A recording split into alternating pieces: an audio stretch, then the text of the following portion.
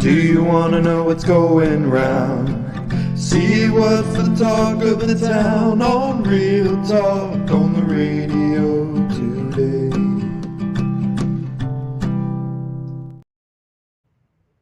And welcome to Real Talk Radio 97.5. This is John Rawlings live from Northport, Florida. A special shout out to my son Michael for doing the song and the graphics behind all these things. And a really good shout out to Remax Palm Realty for sponsoring our mobile tower, along with Lions Title in Northport, and also our great friends over at the Hardin Insurance Group, Allstate, that's on Toledo Blade, also for being a major sponsor at the radio station. So kudos to them for joining in and participating and helping us move our community radio station forward as your emergency broadcasting network for the city of Northport, 97.5 FM. And I've got a really cool guest in the house today, which we have on once a month, the first Monday of every month, which is Deputy Chief Morales. How you doing there, Chief? Good. How are you, John? I'm not too bad. So, we've been through a lot in the last month with multiple hurricanes and strategic planning that goes into that. So, can you kind of give us an overview on what's happening at the Northport PD right now and how morale is? As it's going right now, I mean, morale continues to be strong. One of the greatest gifts we had is that we were fortunate to not take a direct impact from Hurricane Milton, and the damages here in the city were not as bad as we thought they were going to be. So we got very, very lucky, very, very fortunate to stand back up very quickly. One of the proudest moments is our officers were able to return the favor to our Tampa brothers and sisters who took a direct hit and needed over 160 officers to help them recover. And without hesitation, we Chief Garrison administration team sent up about 14 to 15 officers up there for about 5 days to help them recover and to give some of their officers relief, as they did for us. I think they were here for over a week and a half actually with us. So it was very honorable and humble to return the favor to the Tampa Police Department. And that I want to call it a brotherhood because I was in the service and I believe that you guys talk the same language, but that kind of brotherhood of covering each other and helping each other out, that's a real valuable thing to have, isn't it? Oh, absolutely, John. I can tell you when Ian hit us and we were working around the clock those first several hours, and we called for assistance. And the first set of officers rolling into the city hot and strong, lights and sirens pulling into her police headquarters was Tampa PD.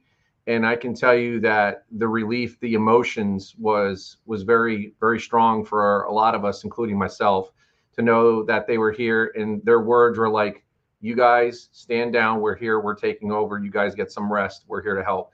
And they were like that nonstop throughout the entire time. They were here down in the city of Northport, helping us rebuild, taking calls for service.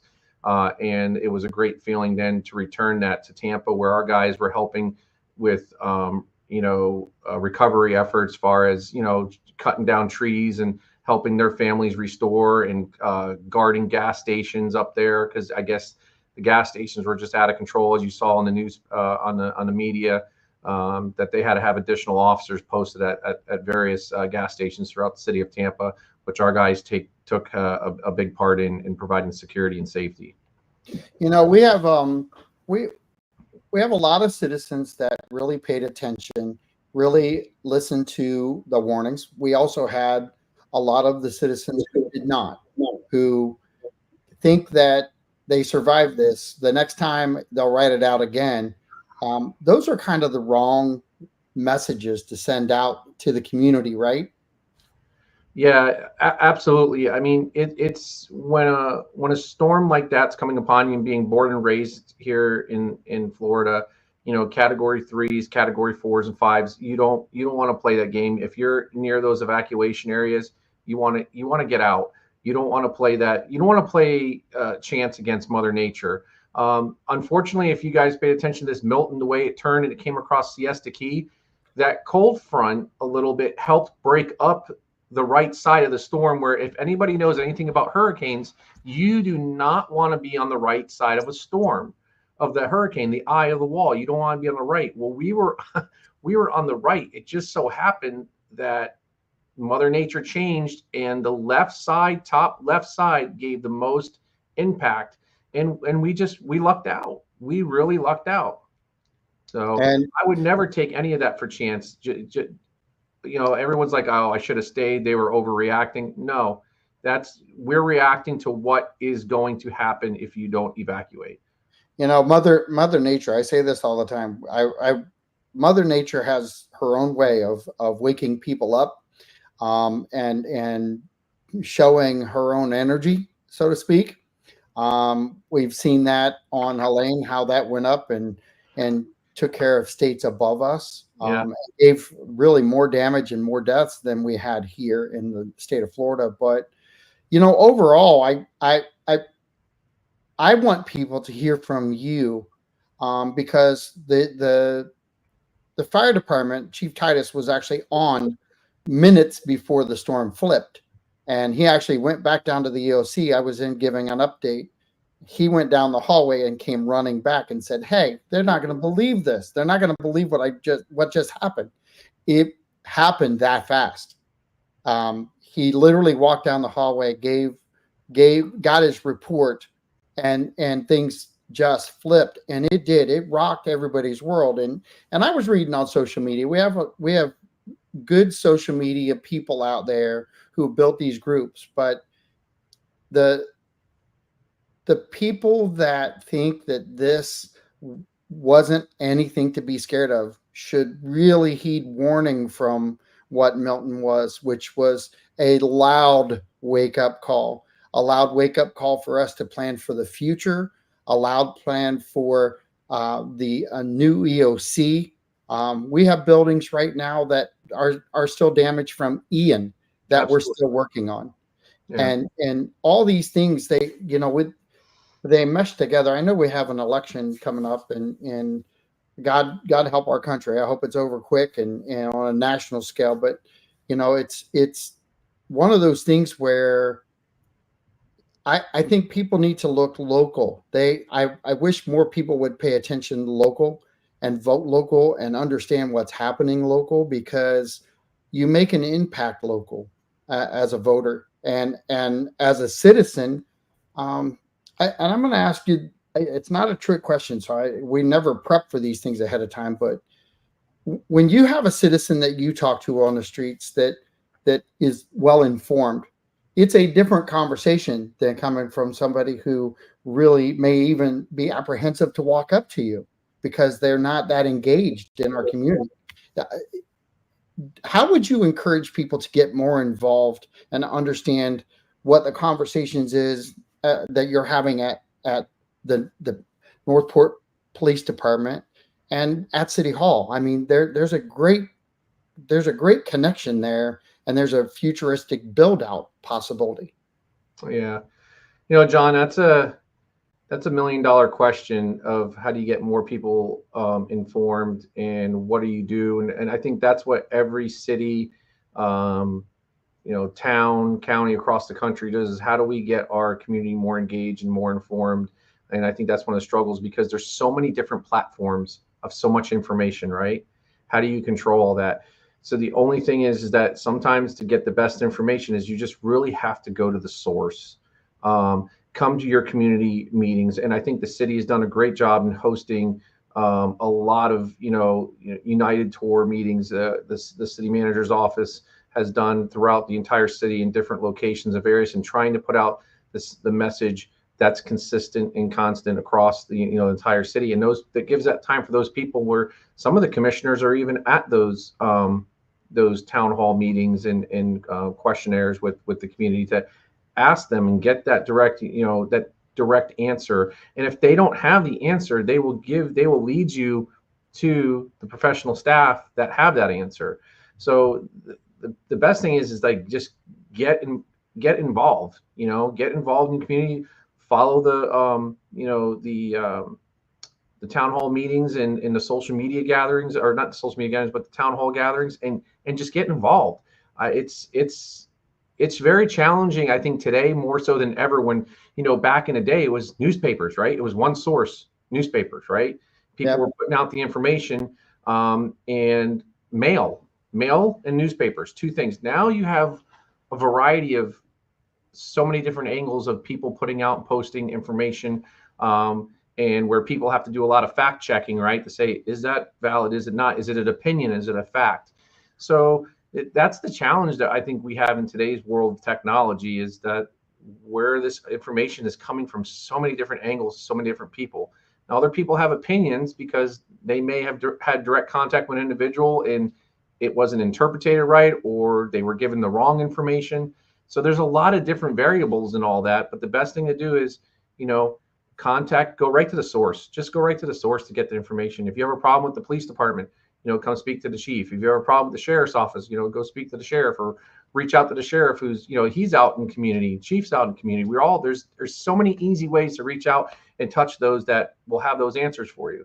So Well, I'm glad you mentioned Northport Fort, because they I'm part of their board now, and they've done a really good job, establishing the network and trying to bring in different topics.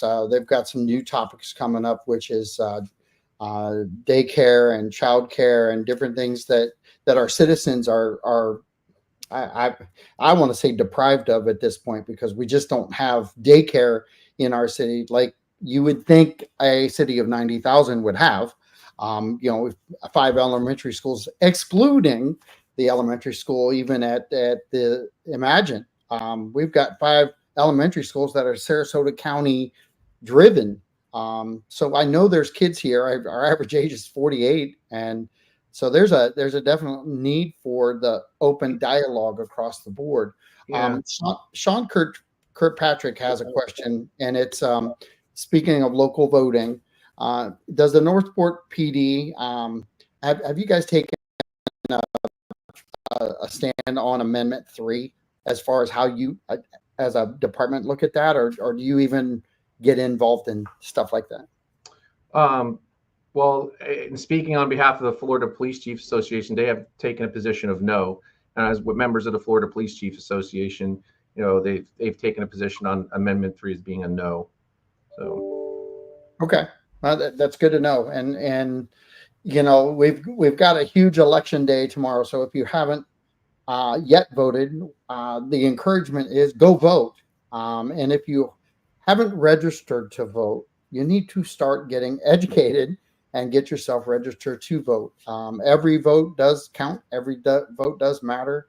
And I think the biggest thing that you and I can both do is say, do your duty and vote. I always ask that question: did you vote, before we have a conversation, because I figure if you don't vote, you don't have a right to complain. One might say bitch, but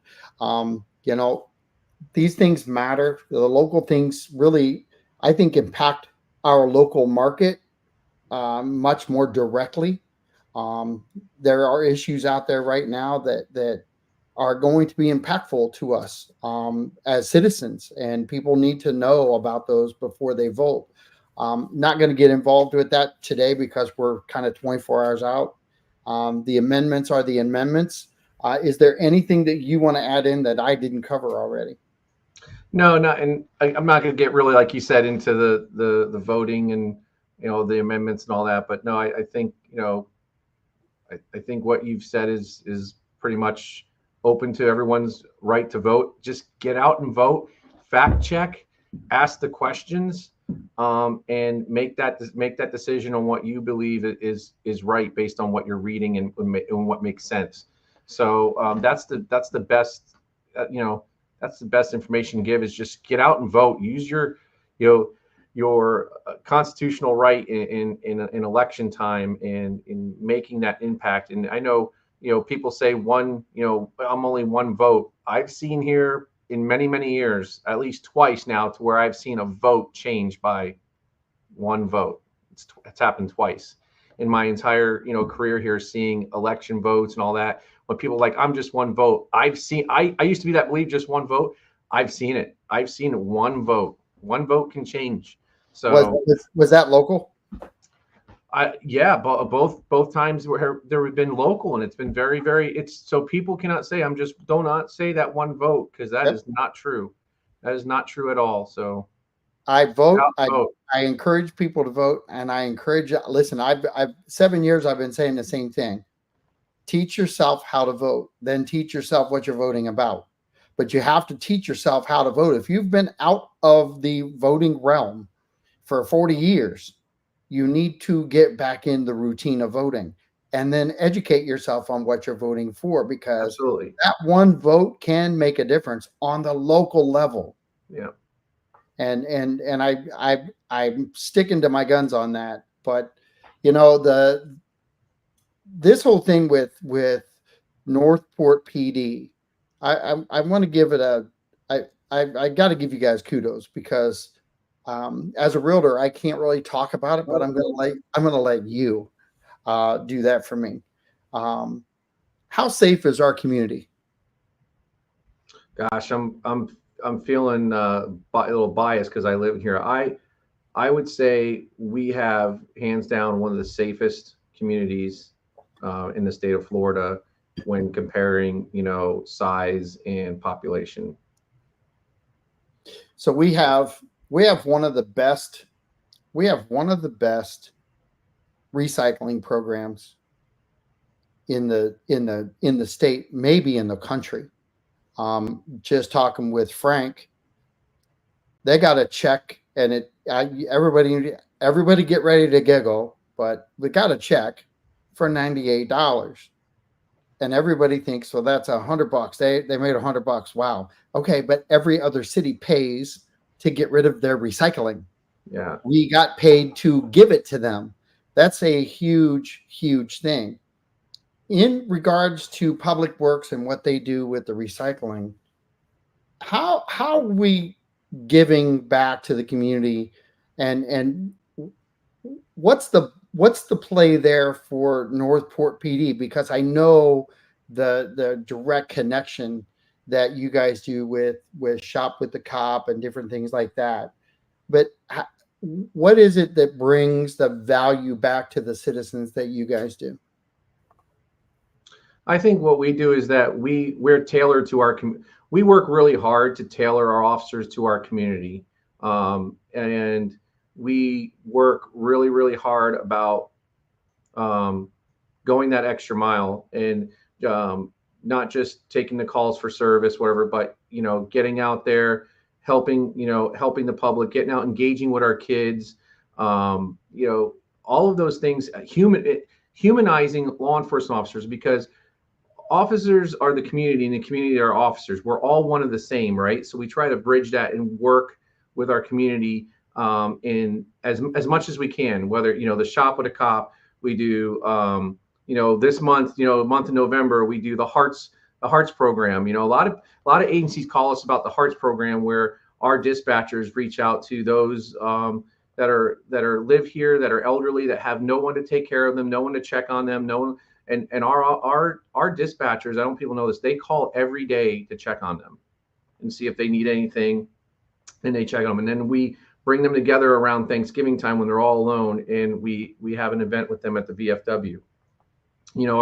Our community outreach van we just had with, giving out, ice cream and other items throughout, the community. Those are those things that we want to bridge to show, our community that we're there with them, we're among them, and we're here to serve them. And that's what we try to instill in our new officers in this new generation that's coming on board, is to be that servant of your community and to tailor to that community.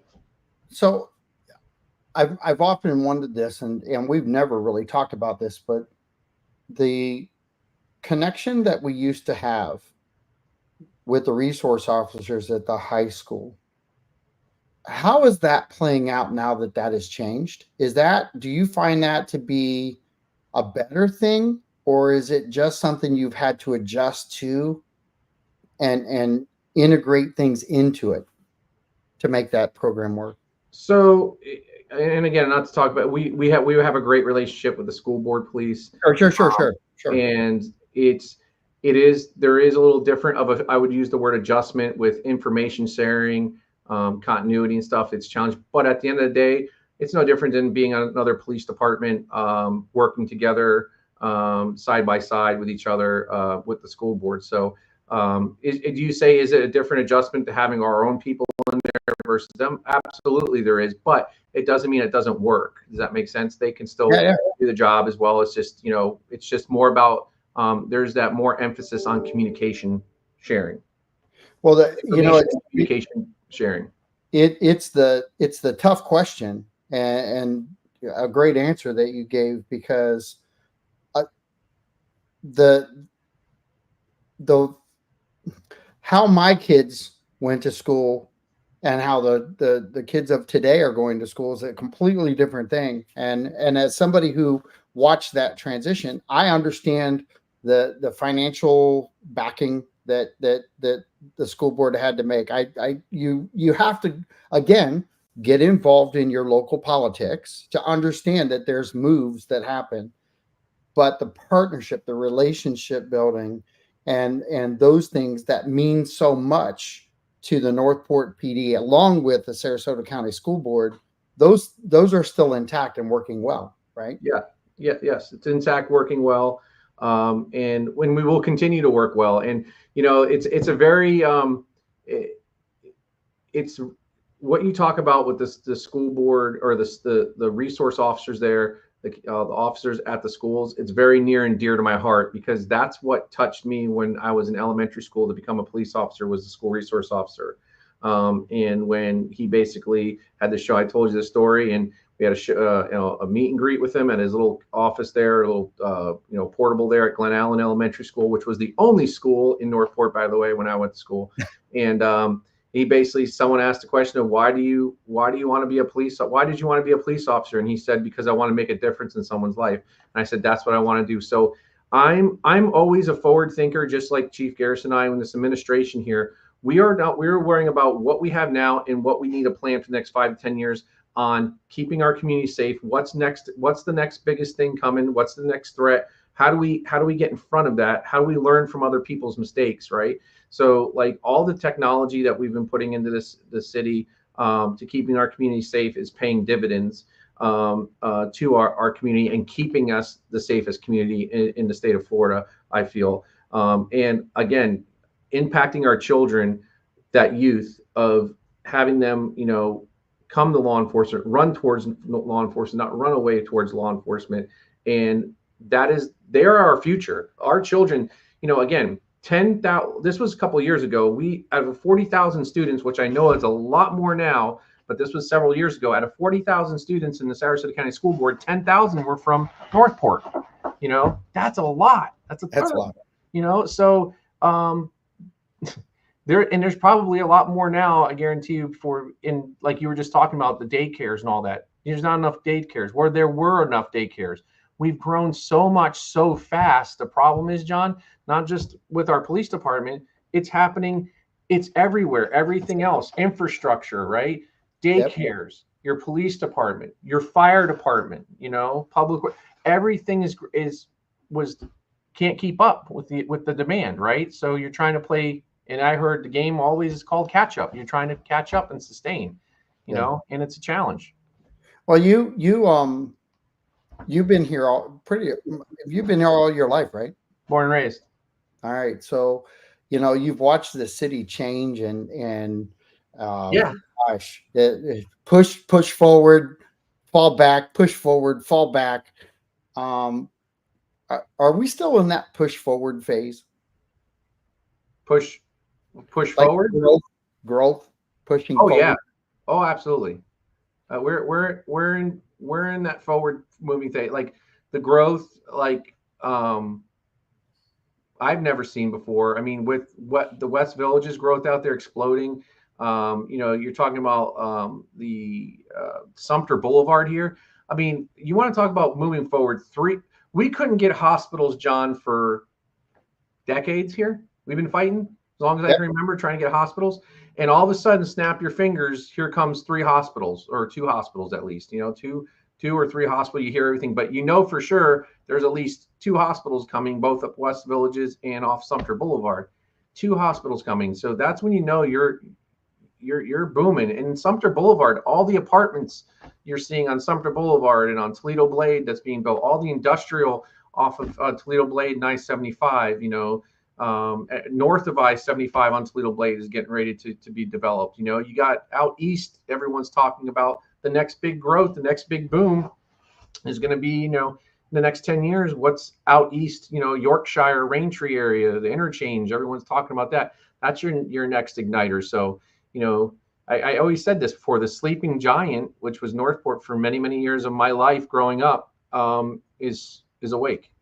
Yeah. And I've said this multiple times now, probably in the last 2 or 3 years, that I don't think that the sleeping giant will go back to sleep.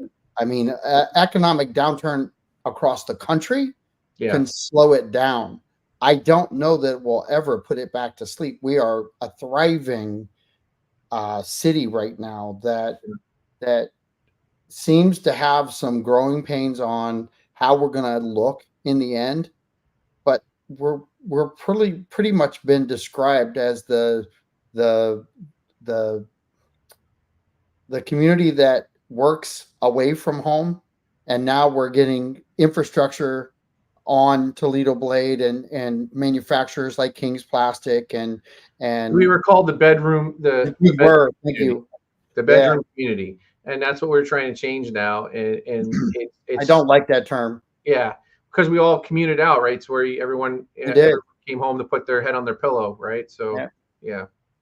I looked at it from a business standpoint. I take everything in from where the dollars flow, and when you're a bedroom community and you're, say, a restaurant owner or somebody who does work local, you lose people when they drive out. 60, 70, 80% of our people driving out every day to go to work somewhere. You lose that connection, that local connection again. But you also lose the revenue for breakfast or lunches and different things like that. And that does hurt when newer businesses come in to look at building here, bigger restaurants. How are we going to survive lunch hour versus dinner? That whole thing works that way too. But I think that we also have to embrace the police department and the fire department because of the key elements that they play in keeping the citizens safe, the businesses that come here safe. I think that overall, all the entities that are looking at Northport for the future, they're all looking at those factors, aren't they? Oh, absolutely. Absolutely. They're looking at all those factors. And the factors that we look at is like, look, it's simple. It's like, having the adequate staffing is one thing is important. And I know we're behind the 8 ball in our city. Our city administration is doing everything they can to try to get us to where we need to be on a projected path to be to where we can sustain the amount of growth and calls for service and population, because we have a lot of areas in our department for performance measures that we can be better at.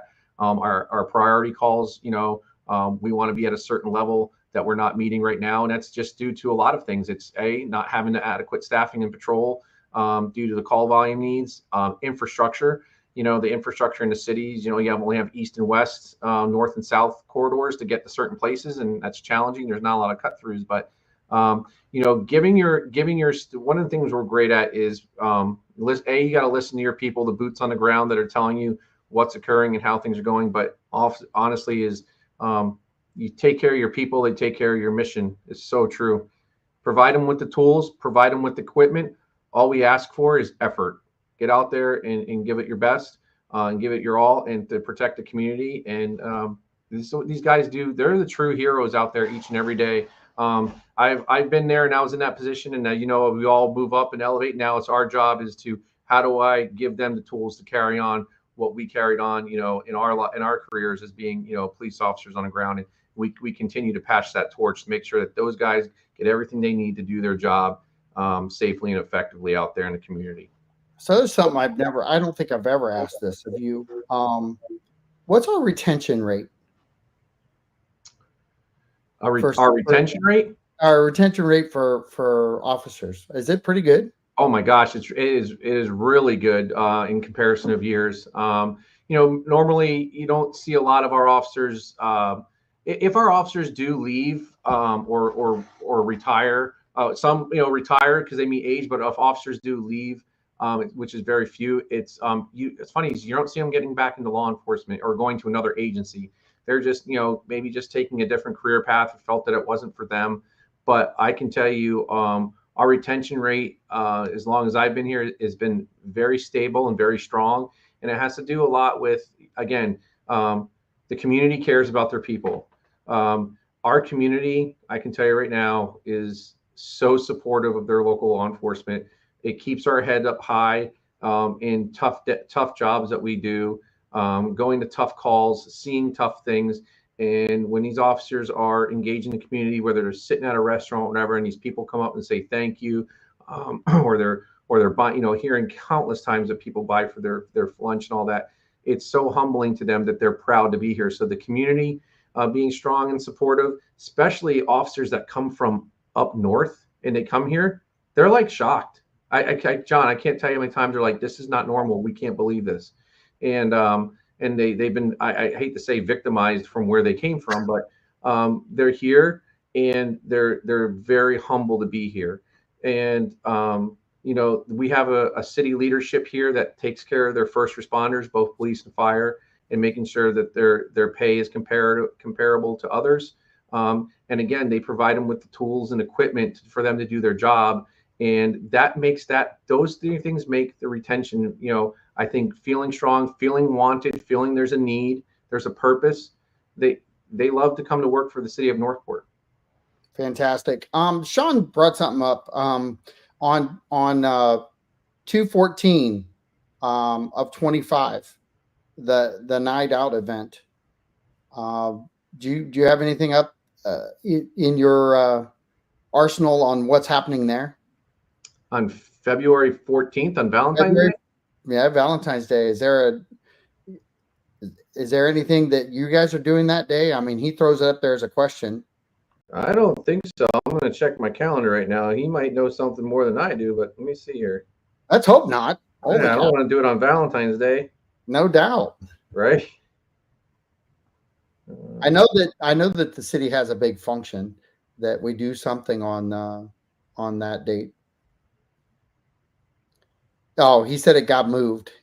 So he's oh, okay. Woo. All right. Yeah, yes, it got can't. So it's being rescheduled, Sean, because the date we originally had, that's right on time we just had. Remember, it rained for like 2 weeks every day on and off, and the grounds were so saturated and wet. It was a swamp, and the staff, Parks and Recs, and our administration made the decision to just cancel it because the venue was just not the right venue for that. So we had to we are rescheduling that. And unfortunately, when you have October, November, November, we're very busy with Protect and Serve and getting ready for your Thanksgiving and stuff a cruiser and all those things. And then you have December with Shop at a Cop. So we'll get it out there. Hopefully, probably the first of the year, our night out event. So I know it's a big hit. People love it. And we'll make sure we get it back on the schedule there. And he did a follow-up. Can you explain what it is? I don't want to do that now because let me tell you, it's 5 months out or 4 months out. And we're going to have you are on every single month. So things like this, if you're not on, somebody's going to promote that coming up in the near future. Absolutely. Here's the thing is that people also need to understand the connection back to the community like this. I mean, you guys are here to police and serve. The conversation I was having with you was in regards to the speed alerts that are out there and cameras that we now have. You've been here long enough where you were here when we had a little mishap with crossing county lines with an individual. Can you talk about the importance of what you guys are doing with patrolling and why citizens should feel safer today than we did back then? cross. Are you talking about Denise Amberly case? Is that what I you're am. talking about? So yeah, you know, Because I know that hit near and dear to you.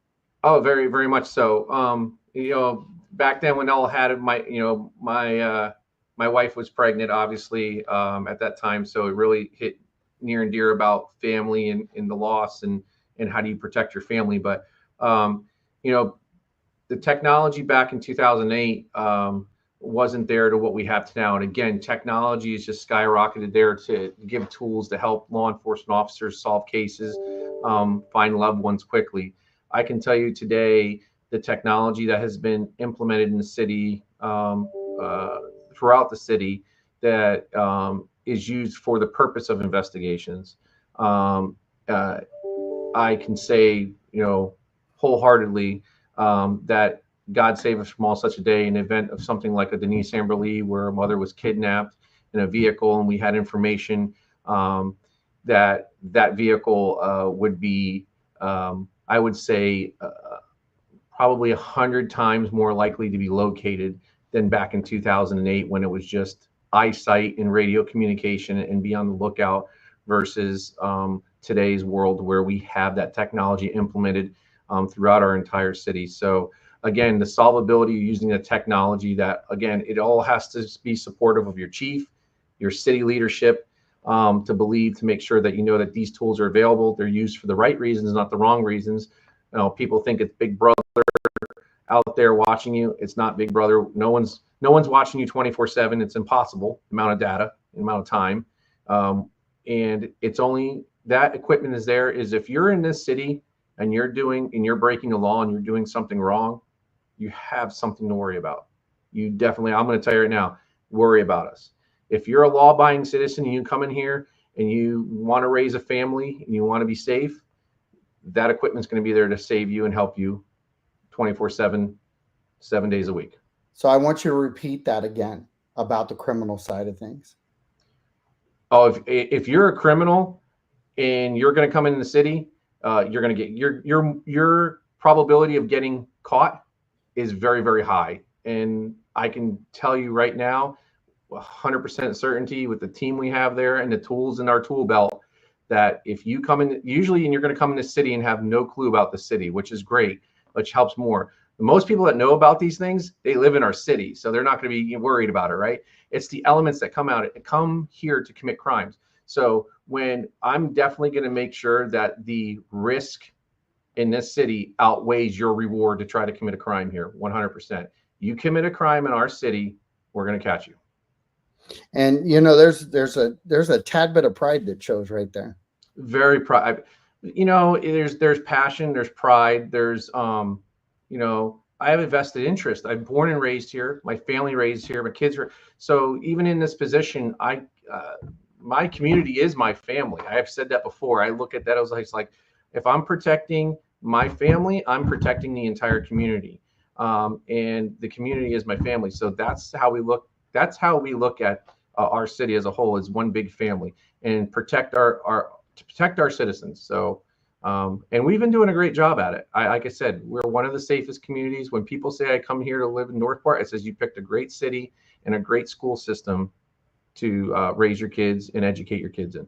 Well, you know, as a realtor, I can say this across the board that when you have cities like this that keep the crime rates down, home values stay up, the shenanigans that happen in the bigger cities, and I dare say that I've had to catch myself a couple times now because we may not be as big as Tampa, but we are the biggest city in Sarasota County. Oh, absolutely. You know, something you brought up too, John, about, you know, the pride you talk about, and knowing the history of Northport and how Northport was looked at in many years. There was this, I want to say it might have been a questionnaire with the commissioners couple months ago at the Shannon Stubb Library. John Thaxton kind of was running. Do you remember that? I was watching that, and he said something that was so impactful to me and so humble and so proud. he admitted that he said back in the day, Northport, kind of was not, he didn't use the words dismissed or Northport was there. He goes, and basically he said today, Northport, I'll never forget, he says Northport is a force to be reckoned with. You remember him saying something like that? Yep. When he said that, he means like Northport is now on the map of, you better pay attention to them. You better watch them because there's influence there, there's drive there, and there's change. So very, very, to hear John Thaxton say that was very, very powerful, because he knows he has a long standing history of being in politics and seeing Northport from what it was and what it is now today. And so you've been here all your life. So what's really cool for me is I moved here in 2000, known you for a long time, and we've talked on occasion in depth. I don't know that we really had words about how our city was looked at until the radio stuff. I mean, we kind of just mixed and mangled it up. And you're easy to talk to I'm saying this to listening audience out there, that all you have to do is engage, walk up, start talking, ask questions, learn, take in the information, go to the source. There's nothing wrong with going to the source. Things that you guys do, though. I talked about the connection to the citizens, but I want to talk to you for a second. I talked to your brother. Your brother, Quality TV, has his own business here, feels the same way, the same passion, the same love for the city, has been here all of his life. There are very few of you. When in the 90,000. When you start questioning, and I don't know if we have a number on that, but I'd be curious to see out of the 90,000, how many were born and raised right here in Northport that are still here in Northport. I think there's quite a few. And when you talk about like my brother and myself, my father was a major benefactor for the city of Northport growing up. He was big with Little League. He was big with, soccer, like Butler Park. I don't know if you know this, John, like Butler Park, when that first field in the very, very front was being done, I laid the sod on that field. I probably shouldn't say this because everyone's going to pick on me about laying sod, but I laid sod down on that field as a little kid, as a community. And I think we've touched about this, but our raising as kids in the city as being servants and helpful, it's still instilled in Michael and I. The Matthews, Gene Matthews, his son Steve. Have you noticed they're so involved? It's those families, the Morgan family, the Morgans, Joan Morgan, her family. All of these families are still here, and they're still growing their families in the city of Northport, and they're expanding. And you're seeing that generation still carrying it on and passing that on about the love and passion for the city. So it is humbling. It's not just us, but like I said, there's several of those names that are out there that are carrying the torch for the city, as far as the old generation of the old part of the city growing up through and working together as a community. I've been here and I've watched it grow and change, and I can't compare to you guys. And when I talk to you and your brother, it's refreshing to hear your outlook on the city. Can you share that with the citizens of Northport on as you, the citizen, how you look at it, and then through a deputy chief has gone through the gamut to get there, are now the overseer of the security of the city that you've been part of for all this time? Yeah. So as a citizen looking out, as being a resident of Northport all the time, it's again, it was in a time of my age, growing up as a child, it was kind of like, I wouldn't say the word picked on, or kind of made like my family's from the East Coast that was striving and thriving, Coral Springs, Plantation, Boca Raton out there. And they would come over here. And I just remember as a kid, they would make fun, like, what do you guys do around here? Like for fun. And, they were like making fun of us, wheelchair races at 10 o'clock, they were making, those cracks back in the days when I was a younger kid. And there wasn't a lot. There was a couple baseball field, La Brea Park, Glasser Field off Pan Am. Highland Ridge Park was being built when I was a kid, so those racquetball courts were just being developed out there.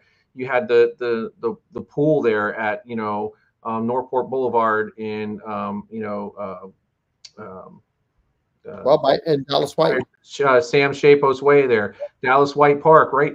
That was really it. And now I look back and you see these roads that weren't roads when I began, and like I said, crossing Toledo Blade I-75 when I was a police officer, you needed to have two people to go with you at night. It was just pitch black. To look now today to see where the city's going and growing, I'm very proud, and I'm very proud here, and I'm glad I stayed here. I'm glad my family's here. So, like I said, Northport is really now its engine is revving and it's moving, and there's great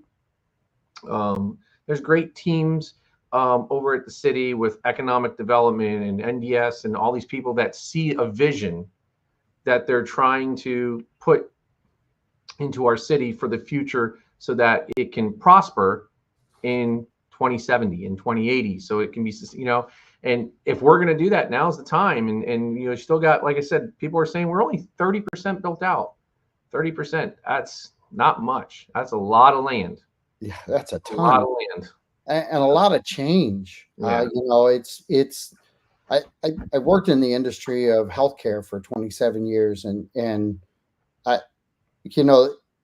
healthcare is the word change in healthcare happens all the time. Technology and all these surgeries and different things that happen, and how the speed of recovery, and yet the word change seems to just scare so many people. I don't quite get it, because I'm the spirit of change. I'm not a fan of some changes, but I look at how things are changing, and with the understanding that things are going to develop, things are going to move.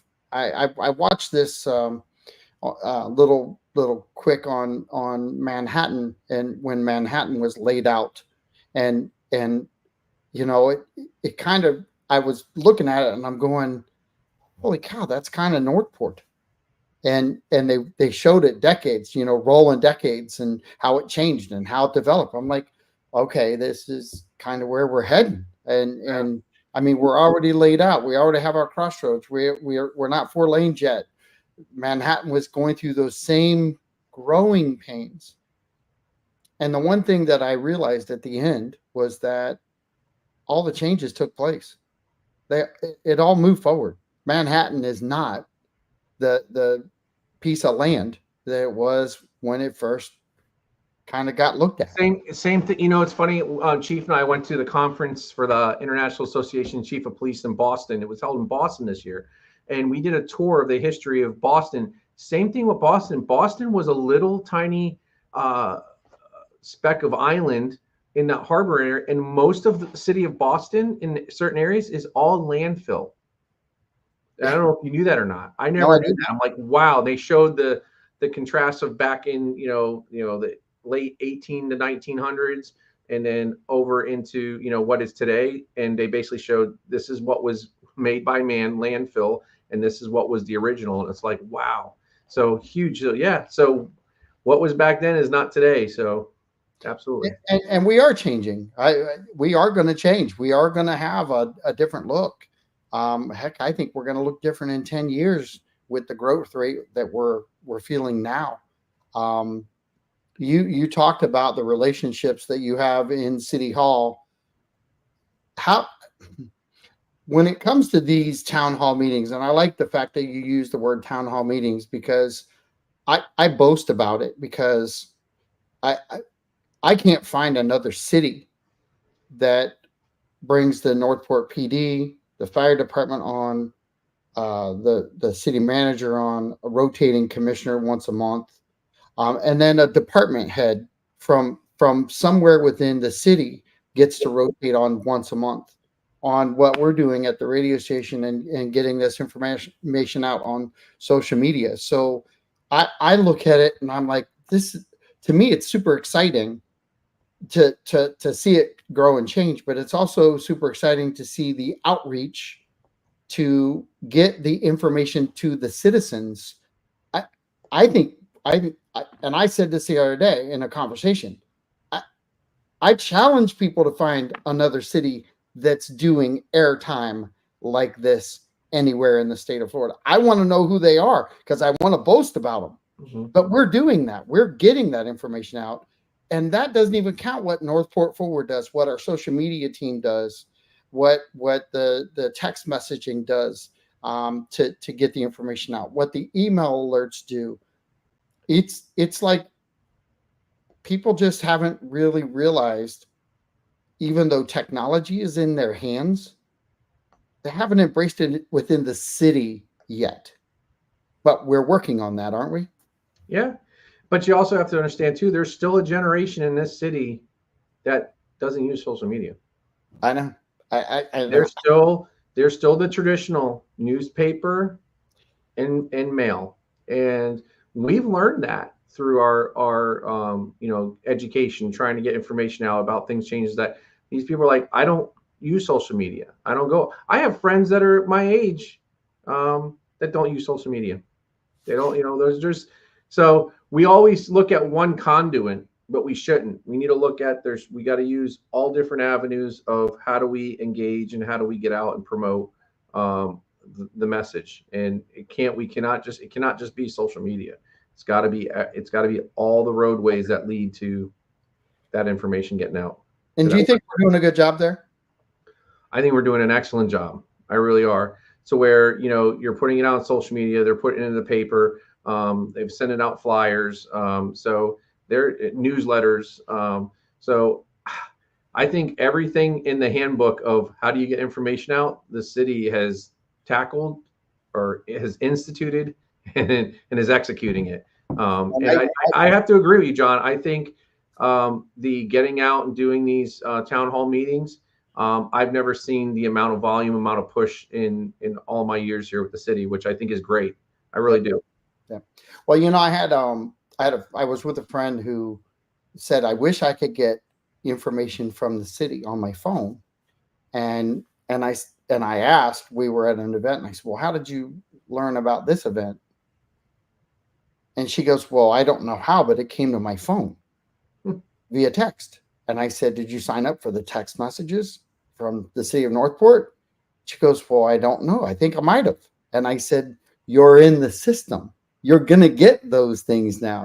It's amazing when you're with somebody and they don't really know that they did something, and then they get a text message, and then they're there because of the text message, but they're not sure why they got it, but they actually put the effort in to sign up for it. So it's really easy to do. It's easy to stay in the know because truthfully, those updates, some are just fun updates, but when it comes down to a hurricane, it's a matter of fact information at the palm of your hand that you're holding your phone in, because those updates are coming directly to the citizens of Northport from the city of Northport. And I think that's a really cool thing. Yep. And it's really cool to talk about.